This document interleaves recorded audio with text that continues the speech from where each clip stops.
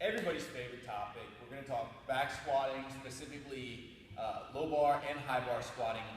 But I want to get into the cue, specifically the weight on the heels, telling somebody to sit back into the hole versus sitting straight down. When that cue may actually be appropriate and when it may not be appropriate. Now, I've written an article on this topic on muscle and strength, and I was specifically discussing the high bar squat in that article, talking about mechanical efficiency and how the sit back and weight on the heels cue may not be the best option in terms of promoting a high bar squat with a very erect torso. Now you're going to see this typically in shorter lifters that have short femurs and longer torsos. If you're someone that has long femurs and a shorter torso, what you may find to work a little bit better for you is either a low bar position, a wider stance, other modifications of that nature. But for this video specifically, we're going to think about weight on the heels and cueing that. You'll find in a lot of quad dominant individuals, they want to shift out here, so you may have to cue them sit back, put that weight on your heels a little bit.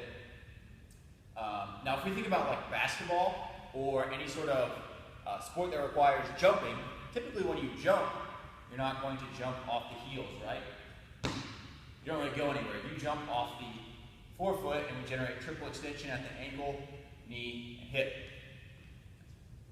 But in the squat, specifically the low bar squat, one of the things that you need to consider is the actual bar position relative to your center of gravity. So if we're squatting low bar, what typically happens with that is that when an individual has the bar in that low bar resting on the shelf of the delts, the upper body will have to incline ever so slightly in order to keep that bar over top of the midfoot. Now, if we think a practical example here, if you wear any sort of heeled shoes, high heels, a dress shoe with an elevated heel, anything that's going to shift you out a little bit up onto your toes, what is typically going to happen? Well, here you're going to find a lot of the musculature on the backside of your body will fire in order to pull you back and stabilize you over your normal center of gravity, which is right along your lateral malleolus in the midfoot. But that gets shifted forward for whatever reason.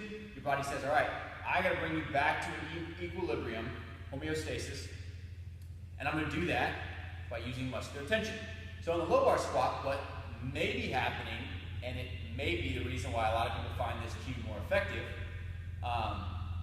is that as you're low bar squatting, because you already have a little bit of that forward tilt to the torso to get the bar in your position back onto the rear delts, that your center of gravity is shifted slightly forward, and then because of this, you sit back more onto the heel, so it's a little over exaggerated, and thus it allows you to hit depth, and it allows you to balance your levers a little bit more effectively, so that when the bar is lower, you're going to have more forward lean. And so because of that, if you have longer femurs, then thus you just may have to sit back a little bit further. For those with shorter femurs, their squat mechanics may not differ that much, high bar relative to low bar.